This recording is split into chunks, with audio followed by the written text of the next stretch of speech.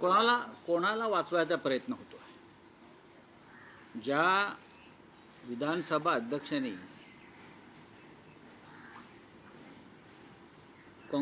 राष्ट्रवादी काँग्रेस आणि शिवसेनेच्या 40 आमदारांच्या अपात्रतेच्या बाबतीमध्ये ज्या तडकाफडकी निर्णय घेतला, सुनील केदार यांच्या बाबतीत तडकाफडकी निर्णय घेतला, वेगळी केस नाही आहे. पण महाराष्ट्रातले अजित पवार गटाच्या एका मंत्र्याला 2 वर्षाची शिक्षा होऊन सुद्धा ते अद्याप मंत्रिपदावर कायम आहे. आणि त्यांच्या आमदारकीबाबत सुद्धा राहुल नार्वेकर यांनी जे विधान केलेलं आहे, कोर्टाची मूळ प्रत येऊ द्या, अशा कोणत्या मूळ प्रतीवरून त्याने इतरांवर कारवाया केल्या? कोणावर केल्या? या राज्यामध्ये भ्रष्टाचार सहन केला जाणार नाही, किंबहुना देशामध्ये, असे मोदी आणि फडणवीस सांगतात. आणि भ्रष्टाचाराला कशा प्रकारे ते उत्तेजन देत आहेत. भ्रष्टाचार आणि ड्रग्जच्या विळख्यामध्ये महाराष्ट्र सापडलेला आहे. आणि हे ड्रग्जचं रॅकेट फडणवीस कॅबिनेटच्या मंत्र्यांच्या घरापर्यंत पोचल्या तरी फडणवीस गप्प आहेत. महाराष्ट्राची तरुण पिढी ही ड्रग्जच्या विळख्यात पूर्णपणे फसली आहे. विद्यार्थी, कॉलेज, शाळा, आणि हे ड्रग्ज पूर्वी बाहेरून येत होतं, आता महाराष्ट्रामध्ये त्याचे कारखाने उघडले जात आहेत. जी काय गुंतवणूक येणाऱ्या उद्योगाची हीच आहे का महाराष्ट्रात? जे फडणवीस सांगतात की महाराष्ट्रामध्ये मोठ्या प्रमाणामध्ये उद्योग येणार आहेत, गुंतवणूक येणार आहे, हे ड्रग्जचे कारखाने म्हणजे गुंतवणूक आहे का? महाराष्ट्राच्या उपमुख्यमंत्र्याच्या भावाचं नाव आलेलं आहे साताऱ्यात. खरं म्हणजे मुख्यमंत्र्यांनी तात्काळ सातारच्या पोलीस अधीक्षकांवर कारवाई केली पाहिजे. हे जे कोणी तुषार दोषी आहेत त्यांनी कसं आणि कोणाला या ड्रग्ज रॅकेटमधून वाचवायचा प्रयत्न केला हे काल आमच्या सुषमा अंधारे यांनी स्पष्ट केलेलं. ते खोटं असेल तर त्याने पुढे येऊन सांगावं. पण या राज्यामधलं ड्रग्ज रॅकेट आता सत्ताधाऱ्यांच्या घरापर्यंत पोचलं असेल आणि तिथून ही सगळी यंत्रणा राबवली जात असेल, त्या महाराष्ट्रात काय राहील? बेगुमानपणे झाडं तोडली जात आहेत, हत्या होत आहेत, भ्रष्टाचार होतोय, मंत्रीच वॉन्टेड राहतात, मंत्री परागंदा होतात, मंत्र्यांवरती भ्रष्टाचाराचे आरोप सिद्ध होणे, त्यांच्यावर कारवाई होत नाही. आणि हे ड्रग्जचे रॅकेट ही अत्यंत गंभीर गोष्ट आहे महाराष्ट्रात. राऊतसाहेब, एका बाजूला माणिकराव कोकाटे यांचं मंत्रिपद जाण्याच्या वाटेवर असताना दुसऱ्या बाजूला धनंजय मुंडे हे स्वतःच्या मंत्रिपदासाठी फिल्डिंग लावतायत असं दिसतंय. काल अमित शहांशी दिल्लीत भेट घेतली आहे. नाही, अमित शहा, प्रफुल्ल पटेल आणि त्यांची जी बाकीचे वरिष्ठ नेते त्यांना देखील न सांगता ते अमित शहांकडे गेले अशी देखील माहिती आहे. नाही, असू शकेल. अमित शहा हे पक्ष फोडण्यामध्ये पटाईत असतात, माणसं फोडण्यामध्ये, सत्तेचा वापर करून, आमिष दाखवून. धनंजय मुंडे मंत्री होतील की नाही याच्याविषयी मी आता सांगू शकत नाही, पण मला असं वाटतं की त्यांना मंत्रिपदी परत स्थानापन्न करणं हे फडणवीसांना सोपं नाही. ज्या पद्धतीनं बीडमध्ये धनंजय देशमुख यांचा खून झाला आणि त्याच्यामध्ये संतोष देशमुख, आणि त्याच्यामध्ये मुंडे यांचं समर्थन असलेल्या गुंडांच्या टोळ्या सहभागी होत्या. याच कारणासाठी त्यांना मंत्रिपदावरून जावं लागलं ना. मग ते कारण संपलं का? अजूनही वाल्मिक कराड जेलमध्ये आहे, अजूनही खटला संपलेला नाही. अशा वेळेला ज्यांच्यावरती गंभीर स्वरूपाचे आरोप आणि गुन्हे होते, अशांना परत मंत्रिमंडळात घेण्याचं पाप फडणवीस करतील असं मला वाटत नाही. 2 मंत्री फडणवीस मंत्रिमंडळातले भ्रष्टाचार आणि गुंडागर्दी या आरोपावरून जात आहेत किंवा गेले. हा या सरकारला लागलेला काळीमा आहे. 2 मंत्री गेले एकाच गटाचे. खरं म्हणजे शिंदे गटाचे असे असंख्य मंत्री आहेत, त्यांना तात्काळ बरखास्त केलं पाहिजे. पैशाच्या बॅगा दाखवत आहेत, पैसे मोजताना दिसत आहेत, असं असंख्य विषय आहेत. पण देवेंद्र फडणवीस टप्प्याटप्प्यानं गेम करतील. टप्प्याटप्प्यानं, आणि शेवटचा घाव ते मिंद्यांवरच घालते याची मला पूर्ण खात्री आहे. पण तुम्ही टार्गेट ड्रग्स सध्या प्रकरणाचा टार्गेट उल्लेख सध्या अजित केलेला आहे. पवारांचा त्यामध्ये पक्ष आहे, जो- कारण धनंजय मुंडे नंतर आता माणिकराव कोकाटे. नाही नाही, कोकाटे ही हिट विकेट आहे. कोकाटे ही स्वतःच त्यांनी खड्ड्यात उडी मारलेली आहे. तर त्यांची केस आपण पाहिली, सदनिका लाटण्याची खोटी कागदपत्र देऊन, ती आताची नाही आहे ना, फक्त योग्य वेळी ती बाहेर आली. ते कसं फडणवीसांमध्ये नक्कीच आहे. नाही, पण राऊत साहेब अगदी शेवटच्या क्षणापर्यंत कोकाटेंना वाचवण्याचा सरकारचा प्रयत्न अजूनही असतो. सुरू आहे, पण तो का असावा असं तुमचं मत आहे? अजूनही सुरू आहे. आम्ही भ्रष्टाचारांना पाठीशी घालतो आणि शेवटपर्यंत त्यांच्या पाठीशी उभे राहतो, हा संदेश त्यांनी दिला. त्याच्यामुळे सर्व भ्रष्टाचारांनी, जे आमदार खासदार नेते आहेत भ्रष्ट, त्यांनी आमच्या पक्षात यावं, तुम्हाला पूर्ण संरक्षण मिळेल, हा तो संदेश आहे. तसं नसतं तर अमित शहा काल धनंजय मुंडेंना भेटले नसते. अमित शहा काल धनंजय मुंडेंना भेटले, हा सुद्धा तो संदेश आहे. काही करा आणि आमच्याकडे या, आम्ही तुमच्या पाठीशी आहोत. हा संदेश महाराष्ट्रात फडणवीस देत आहेत, हा संदेश दिल्लीमध्ये अमित शहा देत आहेत. पण ड्रग्स प्रकरणाचा तुम्ही उल्लेख केला, त्यामध्ये एकनाथ शिंदे यांचे सख्खे भाऊ आहेत प्रकाश शिंदे, त्यांनी असं म्हटलंय की त्या ड्रग्स कारखान्याशी माझा काही संबंध नाही. चौकशी व्हायला काय हरकत आहे? तुषार दोशी पोलीस अधीक्षक यांनी ज्या पद्धतीनं चौकशीतून आणि FIR मधून यांची नावं वगळलेली आहेत, काल मला वाटतं पुरेशी माहिती सुषमा अंधारे यांनी दिलेली आहे, त्याच्यावर त्यांनी खुलासा केला पाहिजे. ड्रग्स रॅकेट आपल्या घरापर्यंत पोहोचला आहे, तुमची आता पळापळ चाललेली आहे. तुषार दोशी जे पोलीस अधीक्षक आहेत त्यांचे कॉल रेकॉर्ड तुम्ही चेक करा, मंत्रालयातून आणि उपमुख्यमंत्रीच्या कार्यालयातून आणि नंदगिरीवरून किती आणि कसे फोन सातत्याने जात होते सातारच्या पोलीस अधीक्षकांच्या कार्यालयात, हे तुम्हाला कळेल. मग का धावाधाव का झाली? राऊत साहेब, महाराष्ट्राच्या राजकारणात दोन्ही पवार आणि त्यांचे पक्ष एकत्र येण्याची एकूण प्रक्रिया किंवा तशी चर्चा जोरात आहे.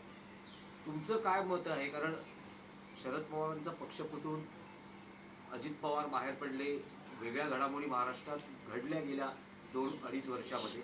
त्यानंतरही असं म्हटलं जातं की भाजपचा पराभव करण्यासाठी काही ठिकाणी हे पक्ष युती करणार आहे. आता भाजपचा पराभव अजित पवार कसे काय करणार? हिंमत आहे का? म्हणजे हा तर्कच मला पटत नाही की भाजपचा पराभव करण्यासाठी पवार एकत्र येतात, म्हणजे अजित पवारांचं. अजित पवार हे भाजपचा पराभव कसे करू शकणार, जे भाजपच्या युतीमध्ये आहेत किंवा भाजपच्या पालखीचे भुई आहेत, ते भाजपचा पराभव कसं करणार? काही तर्क पटतील अशा पद्धतीने विधानं करणं गरजेचं आहे. नाही, पण हा, आम्ही राज ठाकरे व उद्धव ठाकरे एकत्र आहेत तो भाजपचा पराभव करण्यासाठी, कारण राज ठाकरे भाजपाच्या कोणत्याही गटात किंवा गोटात नाही, उद्धव ठाकरे नाहीत, आम्ही दोघे एकत्र आहोत. आमची भूमिका स्पष्ट आहे, भाजपचा पराभव करायचा आहे. पण अजित पवार हे भाजपचा पराभव कसा करतील? एकनाथ शिंदे भाजपचा पराभव कसा करतील? लगेच तुरुंगात जातील. हे तो विचार जरी मनामध्ये आणला, आम्ही तुमच्या विरुद्ध उभे राहू, हे अमित शहाचे पक्ष आहेत. नाही, पण राऊत या साहेब, काळात राऊत जे साहेब, पक्ष- राऊत नवाब साहेब, मलिकांचा सातत्याने विरोध केला जातोय. धनंजय मुंडे दिल्लीत जाऊन अमित शहाना भेटतात, मात्र महायुतीच्या ज्या इथे बैठका होतात हा. तिथे राऊत नवाब साहेब, मलिकांचा विरोध हे- केला जातो. हे- नाही, नवाब मलिक हा विषय त्यांचा अंतर्गत विषय. राऊत साहेब, हे तुम्हाला प्रताप तरी- सरनाईक म्हणालेत की जर भाजप शिवसेनेची युती झाली नसती तर आमच्यातले अनेक नेते बाहेर फुटले असते, असं त्यांनी जाहीररित्या हे विधान केलेलं वक्तव्य केलं. एका बरोबर आहे. भारतीय जनता पक्ष हा एकनाथ शिंदेचा पक्ष पूर्णपणे गिळणार आहे. आता नाही तर उद्या, पण विधानसभा निवडणुकांच्या आधी एकनाथ शिंदे यांचा पक्ष हा अस्तित्वात असेल की नाही याच्याविषयी माझ्या मनात पहिल्यापासून शंका आहे. नाही, रावसाहेब, हे तुम्हाला तरी पटतं का? कारण इतक्या वर्षाचं राजकारण तुम्हीही बघितलं आहे, शरद पवारांना तुम्हीही स्वतः फार जवळून ओळखता. पवारांनी अजित पवारांशी स्थानिक स्वराज्य संस्थांमध्ये युती करणं तुम्हाला कितपत पटतं? जेव्हा नाही नाही, पक्षफोडी नाही असं आहे की अजित पवारांशी युती करणं म्हणजे भाजपशी हातमिळवणी करणं असं मी मानतो. अजित पवार हे भाजपचे हस्तक आहे, त्यांच्याबरोबर कोणत्याही प्रकारची युती करणं हे माझ्या आकलनाप्रमाणे भारतीय जनता पक्षाचे हात बळकट करण्यासारखं आहे. कारण अजित पवार हे काही झालं तरी अमित शहा आणि भारतीय जनता पक्षाच्याच पाठीशी उभे राहतील. ही त्यांची व्यक्तिगत मजबुरी आहे, त्यांच्या कुटुंबाची मजबुरी आहे.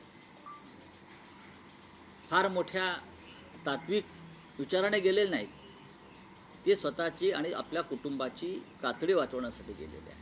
पण तुम्ही आज शरद पवारांना भेटता, काय नेमकं कारण आहे की ही युती होते त्या संदर्भात तुम्ही नाही, काही तुमची मतं व्यक्त करणार आहात? अनेक विषयांवर चर्चा होईल. बरेच दिवस त्यांना भेटलो आणि आजारपणात ते सातत्यानं मला फोन करत होते, चौकशी करत होते. पण हे जे विषय आहेत या विषयावर मला नक्कीच त्यांच्याशी चर्चा करायला आवडेल. मुंबईत सोबत येत आहेत. मुंबईत शरद पवारांचा पक्ष सोबत येतो, कारण कालही बैठक झाली त्यात ते सकारात्मक आहे. ठाकरे बंधू नक्कीच आहेत, आम्ही त्याच्याविषयी नक्की विचार करू. पण आता नाशिक असेल, पुणे असेल, अनेक ठिकाणी आम्ही त्यांच्याबरोबर आहोत. कदाचित ठाण्यामध्ये होईल, नाशिकमध्ये काल त्यांच्या पक्षाशी चर्चा झालेली आहे. त्यांच्या स्थानिक नेते आमच्या लोकांशी चर्चा करत होते. आमची काही अडचण नाही आहे. नाशिकमध्ये महाविकास आघाडी म्हणून मनसेला पण लढणार तर आहेत, पण तिथे मनसेला सुद्धा सोबत घेणार आहे. मूळ युती नाशिकला शिवसेना म्हणजे आमची शिवसेना आणि मनसेचीच आहे. दोघांमध्ये चर्चा सुरू आहे, महाराष्ट्र नवनिर्माण सेना आणि शिवसेना. त्यानंतर काल राष्ट्रवादी काँग्रेस शरद पवार साहेबांचे त्यांचे नेते येऊन सहभागी झाले. काँग्रेस पक्षाकडून संदेश येतात की आम्हालाही सहभागी करून घ्या. त्याच्यामुळे आमचे स्थानिक नेतृत्व जे आहे ते त्याच्यावर चर्चा करतायत एकमेकांशी. ठाकरे बंधू राऊत साहेब, महापौर युतीचं कोणाचा होणार, मनसेचा का शिवसेनेचा आपल्या, त्याबाबत काय? काही ना, वेळ आहे ना अजून. महापौर पदाचा विचार कशा करतात? महापौर हा शिवसेना आणि मनसे आघाडीचाच होणार, ठाकरे बंधूंचाच होणार आणि तो अस्सल मराठी होणार आणि तो शिवसैनिक होणार. ठाकरे बंधू युतीचं काही काल फायनल झालं का? कारण तुम्ही म्हणालात होईल की आजची अंतिम बैठक असेल हो. आणि मूर्त स्वरूप होईल. काल उशिरापर्यंत चर्चा संपली असणार, आता कळेल मला. हा. अधिकृत घोषणा कधी होईल? होईल आता एक दोन शिवसेना शिंदे पक्षाचे आमदार मंगेश कुडाळकर यांनी निधीचा गैरवापर केल्यामुळे राऊत साहेब, एक महाराष्ट्रातला शेतकरी गंभीर विषय आहे. शेतकरी राऊत साहेब, एका शेतकऱ्याला कर्ज फेडीसाठी आपली किडनी विकावी लागते. हे अत्यंत गंभीर प्रकार आहे ना. महाराष्ट्रात उघडकीस आले. आहे आज ना. सामना संपादकीय आहे ना, किडनी विकावी लागते आणि राज्याचे मुख्यमंत्री म्हणतात सगळं आलबेल आहे. केंद्र सरकार मनरेगासारख्या योजना जवळजवळ बंद करण्याच्या मार्गावर आहे. रामदूतच्या नावानं योजना चालणार नाहीत. सरकारला शेतकऱ्यांची चिंता नाही. आतापर्यंत हे सरकार आल्यापासून 1500च्या वर शेतकऱ्यांनी आत्महत्या केलेल्या आहेत. एक किडनी विकण्याचं प्रकरण समोर आलं आहे, पण असे असंख्य प्रकरण आहे. देवेंद्र फडणवीस, एकनाथ शिंदे, अजित पवार हे नगरपालिका नगरपंचायत निवडणुकांसाठी हजारो कोटी उडवत आहेत.